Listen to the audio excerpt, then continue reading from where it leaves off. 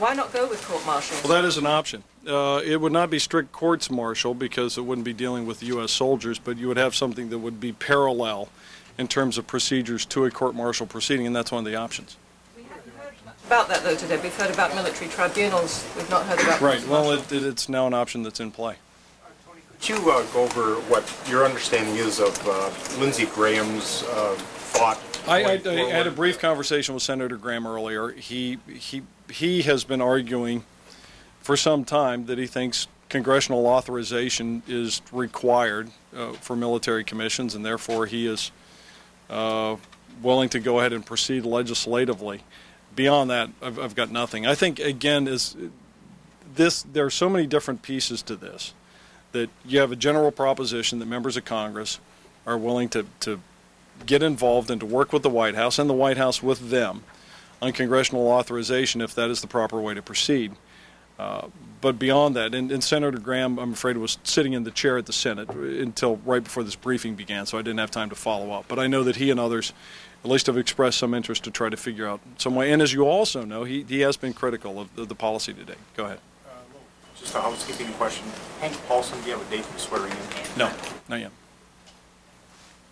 Can you put a finer point on the detainees that are held, the status? You said that you're trying to repatriate 100 of them. Then you said there's a core of them that the countries won't take back. How many would be in that category? I think the number is between 50 and 100. But I'll tell you what, Peter. I'll try to get clearer guidance out of DOD. These are what you end up getting are ballpark figures, and so I don't want to nail that down as an absolutely precise figure because, especially with repatriations, obviously that number continues to go down.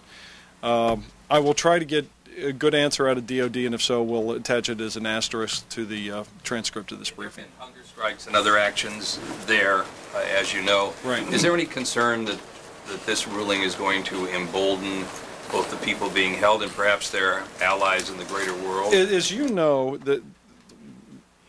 the people who are guards at Guantanamo and officials at Guantanamo have tried to take extraordinary precautions to make sure that the prisoners are safe, and they have gone back and revisited and tried to strengthen those procedures in the wake of the recent suicides.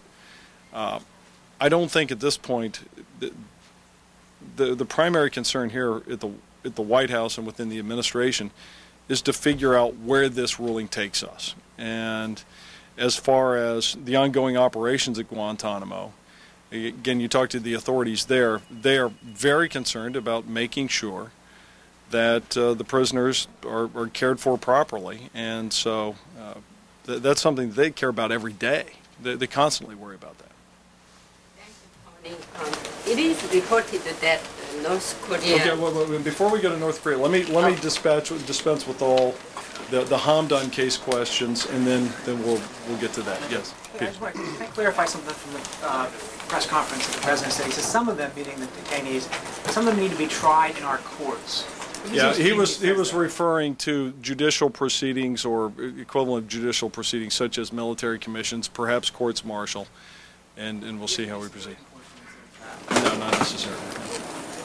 Okay, let's... The President and the Vice President and others in this administration have talked pretty forcefully.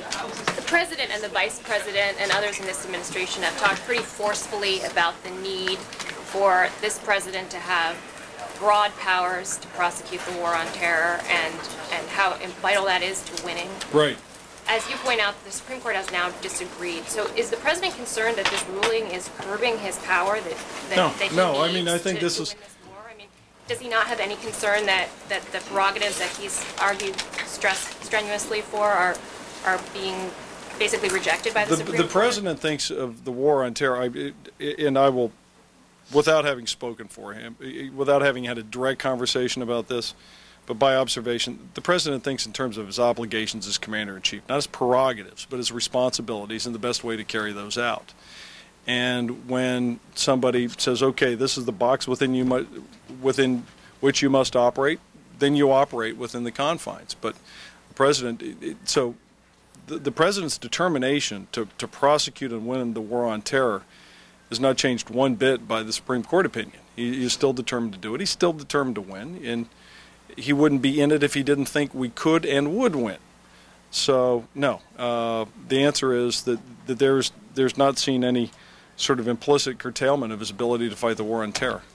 Do you see a potential impact on things like the National Security Agency eavesdropping program and some of the other surveillance programs when the President used sort of the same rationale that he used with respect to Guantanamo when he talked about his constitutional authority perhaps being curtailed? You know, I don't. You're talking apples and oranges here, Kelly. Well, yeah, you are. I mean, you're talking about entirely different sets of legal authorizations, and without getting into the weeds on it. He also, in both instances, argued that the congressional use of force authorized it and his constitutional authority authorized it. And the court is saying that he still needs congressional... The court is addressing this in the specific instance of military commissions, going back and trying to take a look at the history of military commissions. So it really is a far more specific ruling than that. It has to deal with the institution of military commissions, which goes back to the age of the Civil War. Jim? I just want to make sure before we leave this, in terms of the options in the roads that the White House is considering traveling on from this point, we've talked about courts-martial or some parallel procedure. We've talked about the congressional authorization. Is there anything else as a possible road? For instance, civil courts. I really don't know, and I'm not at liberty to go any further than I've gone. I think people are looking at everything that may be implied by this. Those are the only two roads I can take you down right now, Jim. You don't think that this decision weakens the president's ability to wage the war on terror? I thought that was the whole point. You guys went to the Supreme Court because you needed this in order to wage. We thought it was an appropriate way to bring to justice people who are not enemy combatants in the traditional sense. The conventions of war typically have defined enemy combatants as people wearing uniforms of a sovereign country, clearly marked, not committing acts of violence against innocents, and so on. I mean, you know the Geneva Convention language. And it was the interpretation of the administration that military commissions were historically and legally an appropriate way to proceed. What the Supreme Court has not said is you can't try them. It hasn't said you can't bring them to justice. I think now it's a question of how properly to do that. So it doesn't tie his hands. What it does is it doesn't serve as a rebuke. What it says is that the Supreme Court disagrees with the method that has been designed right now by the administration, and it says we want you to go back and consult with Congress, and that is I mean, as I mentioned before, Jake, a lot of this seems to have to do with procedure, and so everybody's going to go back, and the lawyers, and I really would direct you back for further detail on this to the justice briefing, to figure out exactly what you need to do so that you can bring these folks to justice. But I assume that the reason you were doing it the way you were doing it is because you thought that was the best way to win the war on terror. So doesn't, by definition, this decision weaken, in your opinion, your ability to wage the war? It's really not important for me to give a personal opinion here. I gave that up when I came to this job. So at this particular, you don't think about it that way. You think, what is the proper way to prosecute the war on terror? To move from one way doesn't mean that it's the only way, and so there will be different ways of bringing these people to justice. It's got to be, Lester, it's got to be on topic. No, I'm not yield. Okay, anybody, let's make sure. Anybody else on the Hamdan case? All right, now we may get first, I'm sorry, we start here. Yeah. Thank